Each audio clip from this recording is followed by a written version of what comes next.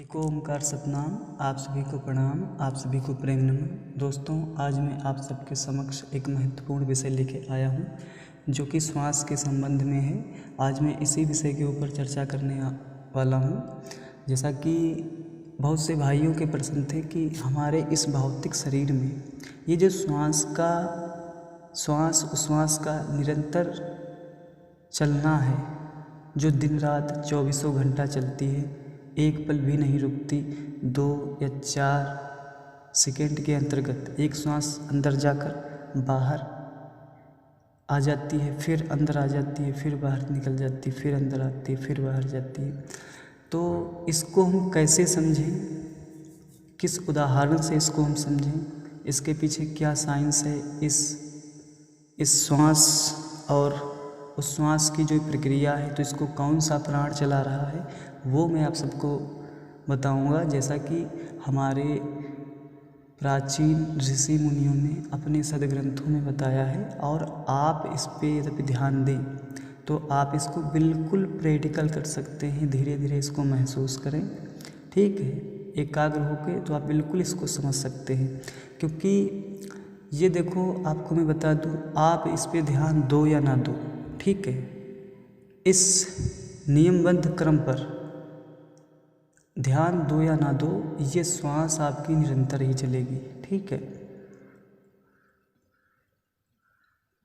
बहुत कम लोग हैं जो श्वास के ऊपर ध्यान देते हैं। दुनियावी बातों में हर व्यक्ति ज़्यादा संसार की ही बातों में आकर्षित रहता है, उन्हीं बातों में ज़्यादा रुचि रखता है। बहुत से कम लोग हैं जो श्वास की गति के ऊपर ध्यान देते हैं, श्वास को समझने की चेष्टा करते हैं। बहुत से कम लोग हैं, ठीक है। तो ये श्वास निरंतर चलना, ठीक है, ये कितना नियमबद्ध है, क्रमबद्ध है, क्योंकि ये आपके प्रयासों से नहीं चल रहा। क्योंकि जब आप निद्रा की गोद में होते हैं, वहाँ भी क्या होता है कि वहाँ भी आप कितनी भी गहरी निद्रा में हो, सुषुप्ति में हो, तब भी आपकी श्वास चल रही है, ये बात है। तो ये क्रम जो है, इसको ईश्वर ने नियमबद्ध किया है। जितने भी संसार में मानव हैं, सभी के अंदर ये क्रम निरंतर चल रहा है और नियमित रूप से चल रहा है। इस पर आपका कोई नियंत्रण नहीं है। हाँ, प्राणायाम के समय आप कुछ क्षण के लिए इसको रोक सकते हैं, या तो आप कोई योगी महात्मा हो, मुद्राएं कर कर इसको आप जीत सकते हैं, या अपने नियंत्रण में इसको ला सकते हैं, वो अलग बात है। पर यहाँ सामान्य जो बात है, जो प्रत्येक व्यक्ति के अंदर ये निरंतर अविरल रूप से क्रिया चल रही है, ठीक है, बिना रुके, बिना आपके प्रयास के, तो इसको समझ लेना अति आवश्यक है, ठीक है।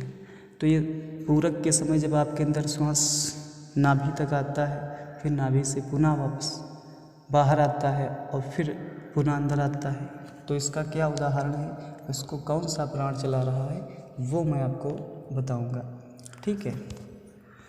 तो जैसा कि आप सबको बेसिक तौर पर ये पता है कि हमारे शरीर में जितने भी कार्य होते हैं, ठीक है, सूक्ष्म कार्य, स्थूल कार्य, उन सब कार्यों को करने में विशेष वायु की ही भूमिका है, ठीक है। वायु के ही आधार पर हमारे शरीर के कार्य संपन्न होते हैं। ये 10 प्रकार के जो प्राण हैं, यही हमारे शरीर में घूम घूम कर, ये हमारी जो न्यूरॉन्स हैं, तंत्रिका तंत्र है, इसी में घूम घूम के मतलब कार्य करते हैं, और शरीर के जितने भी कार्य हैं, सूक्ष्म स्थूल, उन सभी कार्यों का संपादन करते हैं, ठीक है।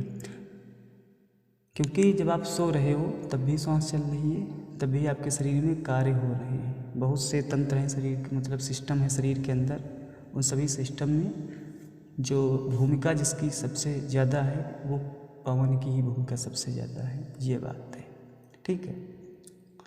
तो जब तक आपके शरीर में ये श्वास आ रही है, ठीक है, तब तक आप जीवित हैं। और जैसे श्वास बाहर गई और बाहर जाकर पुनः अंदर ना आए, तो आपकी मृत्यु हो जाएगी। जैसे आपकी श्वास अंदर आई, ठीक है, फिर अंदर आकर फिर बाहर ना जाए, या कोई आपका मुख दाब ले, तो वो कार्बन डाइऑक्साइड के रूप में जो हर समय इसमें अपशिष्टता बनती है, वो बाहर ना निकले, तो आप आपके शरीर में पूरा विष फैल जाएगा, आप ख़त्म हो जाओगे।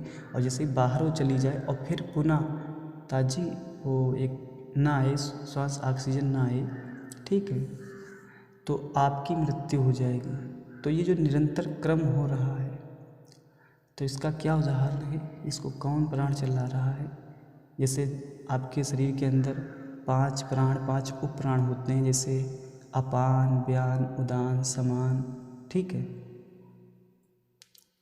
और प्राण 5 उप प्राण है, नाग, कृकल, धनंजय, कूर्म, ठीक है, और देवदत्त।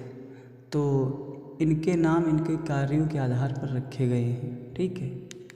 ये सब प्राण ही हैं और इन्हीं के जरिए आप शरीर में सुखद दुखद संवेदनाओं का अनुभव करते हैं, क्योंकि आपके ये नस के मार्ग अंदर या संचरण करते हैं, ठीक है, और शरीर को यथास्थिति रखते हैं, ये बात है। तो आइए अपने विषय पे हम आ जाते हैं। जो विषय है कि हमारे शरीर में श्वास प्रश्वास की क्रिया किस प्रकार हो रही है, इसका एग्जाम्पल क्या है, कैसे ये चल रही है, इसको कौन सा प्राण चला रहा है, वो मैं आपको बताऊंगा। क्योंकि देखो भाई, मैंने फिर कहा कि श्वास आपके प्रयासों से नहीं चल रही। आप कहीं भी अपना ध्यान रखते हो किसी भी चीज़ की ओर, परंतु श्वास पे आप ध्यान दो या ना दो, तब भी ये आपकी श्वास चलेगी। ये सबसे बड़ी तर्क है, ठीक है। श्वास पे ध्यान दो या ना दो, ऐसा नहीं कि आपके ध्यान देने से वो चल रही है, ऐसा कुछ नहीं है, वो निरंतर चल रही है। तो इससे हम समझ सकते हैं कि ये जो श्वास निरंतर चल रही है, इसको ईश्वर ने ही नियमबद्ध किया हुआ है, क्योंकि वो नियंता है। आप जितने भी ग्रह, नक्षत्र, तारे, सूर्य, चंद्र या गैलेक्सियाँ हैं या जल है, अग्नि है, ये ग्रहों का घूमना, गति करना, ठीक है, ये हर ग्रह अपनी अपनी कक्षा में घूमते हैं। तो इनके घूमने का जो निरंतर क्रम है, ये कार्य है, इसको नियमबद्ध ईश्वर ने किया है। एक दूसरे से टकराते नहीं, मतलब ईश्वर की व्यवस्था इतनी मतलब जटिल है, उसके नियम को कोई बदल नहीं सकता, केवल उसके अलावा उसके नियमों को कोई नहीं बदल सकता, ये बात है। तो इसी तरह देखो, हमारे शरीर में हमारा कहीं भी ध्यान रहे या हम सो भी रहे हैं, देखो तब भी हम स्वप्न देख रहे हैं या स्वप्न नहीं देख रहे हैं, सुषुप्ति अवस्था में है, तब भी ये श्वास चल रही है, निरंतर अंदर आ रही है, बाहर जा रही है, अंदर आ रही है, बाहर जा रही है, ठीक है। तो ये कैसे हो रहा है, नाभि पे श्वास आई, फिर नाभि से बाहर गई, नाभि पे श्वास आई, फिर बाहर गई, तो ये कैसे हो रहा है वो मैं आपको बताऊँगा, ये बात है। तो जैसा कि वेद, उपनिषद और योग के अनुसार प्राणवायु नाक से खींचकर नाभि तक आवागमन करता है, ये प्राणवायु का बारे में बताया गया। और ये जो अपान वायु है, ये योनि स्थान से नाभि के निम्न भाग में आवागमन करता है, जो ये पीछे रीढ़ की तरफ का भाग है, इसके एक इधर ये जो नाभि और का भाग है कि ये एक पीछे का भाग, ठीक है। तो आप देखते हैं कि जिस समय ये प्राणवायु इन नथनों के द्वारा आकृष्ट होकर नाभि के ऊपर के भाग को फुलाता है, आप देखेंगे उसी समय अपान वायु योनि क्षेत्र से आकृष्ट होकर नाभि के इस पीछे भाग को, निम्न भाग को फुलाता है। आप देख सकते हैं, इसको स्पर्श कर सकते हैं, जैसा कि इसका प्रैक्टिकल आप कर सकते हैं। आप श्वास खींचिए, ठीक है, आप श्वास भीतर खींचिए, तो आपका जो गुदा द्वार है, जैसा मैंने कहा कि योनि क्षेत्र से आकृष्ट होकर यहाँ पीछे निम्न भाग, वहाँ से उठकर ये इधर आती है, निम्न भाग को फुलाती है, जिसका प्रथम कार्य है। और ये अपान वायु जब पूरक हो रहा होता है, मतलब जब प्राण वायु पूरक करती है, तो ये इधर ऊपर के भाग को फुलाती है, तभी आपका पेट फूलता है। आप श्वास खींचिए तो देखोगे आपका पेट फूल रहा है दोनों तरफ से, ठीक है, ऊपर का और नीचे का, ठीक है। आप गुदा द्वार को अपने स्पर्श करिए तो वहाँ आपको आपका गुदा द्वार संकुचित होगा।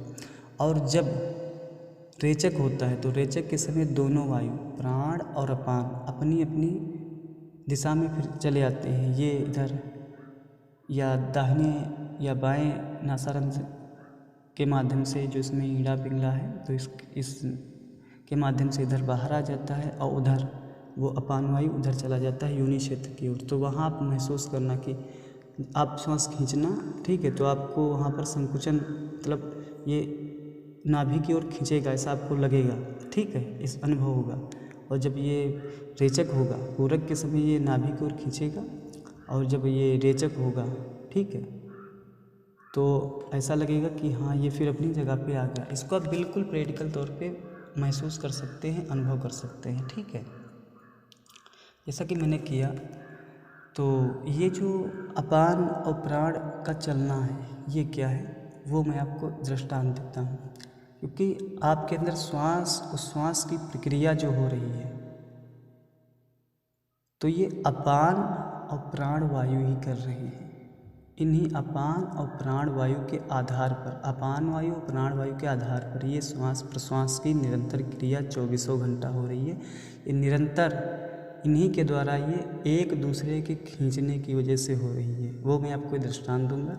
अपान वायु प्राण वायु को खींचता है और प्राण वायु अपान को खींचता है, ठीक है। जैसे कि आप देखते हो कि श्वास आपके अंदर, मतलब पूरक जब होता है तो श्वास अंदर आई, और फिर वो रेचक के समय वो प्राण बाहर गया, और बाहर जैसे निकल नहीं पाया कि फिर जैसे वो कार्बन डाइऑक्साइड बाहर गई, फिर अंदर से वो फिर मतलब फिर अंदर की ओर जा रही है, ठीक है। तो इस तरह से ये चल रहा है। और इसका एग्जाम्पल क्या है वो मैं आपको बताता हूँ कि अपान और प्राण एक दूसरे को खींचने की प्रक्रिया करते हैं, ये बात है। यही संतों ने, यही ऋषि मुनियों ने बताया। वो कैसे है, जैसे आपने कोई रस्सी में पंछी बांध लिया हो, या आप बांध के देख लेना। आप रस्सी में एक पंछी बांधना, एक रस्सी ले लेना, जितनी भी बड़ी ले पाओ, हाथ, 2 हाथ, 3 हाथ, 4 हाथ, 10 हाथ की, 5 हाथ की, जितनी ले पाओ। एक सिरे में आप उसको बांधना, एक सिरा अपनी ओर रखना। तो देखोगे कि एक सिरे में आपने जब बांध दिया और रस्सी को अपने हाथ से पकड़ना, तो वो बाज, मतलब जो आपने पंछी अपनी मतलब रस्सी में बांधा है, तो वो उड़ेगा, वो भागने की कोशिश करेगा। तो जहाँ तक रस्सी जा रही है, जहाँ तक रस्सी की सीमा है, वहाँ तक वो रस्सी जाएगी, और फिर पुनः आपके खींचने पर वो फिर पुनः अंदर आ जाएगा। मतलब फिर पुनः आपके पास वो पंछी आ जाएगा जब आप रस्सी खींचोगे, और फिर वो पंछी उड़ेगा, ठीक है। तो फिर जहाँ तक रस्सी जा रही है वहाँ तक जाएगा, फिर आप उसको खींच लो, फिर आ जाएगा। तो ये दोनों सिरे हैं, तो ये दोनों सिरे से वो एक सिरा दूसरे को आकृष्ट करके अपनी ओर खींचता है, और फिर जो पंछी के पास सिरा जो उसके पैर में बंधा हुआ है, वो आकृष्ट करके वो खींचता है। तो ऐसे ये प्रक्रिया जो है अपान और प्राण की, एक दूसरे की खींचने की प्रक्रिया, ये ऐसे ही चल रही है। जैसे आपने रस्सी में कोई पंछी बांध लिया है, रस्सी में, वो जब उड़ता है तो जहाँ तक रस्सी जा रही है वहाँ तक वो जाएगा, और फिर आप उसको खींच सकते हैं, वो फिर जाएगा, फिर आप उसको खींच लें। इस तरह से ये कर्म ईश्वर ने नियमबद्ध किया। अपान और प्राण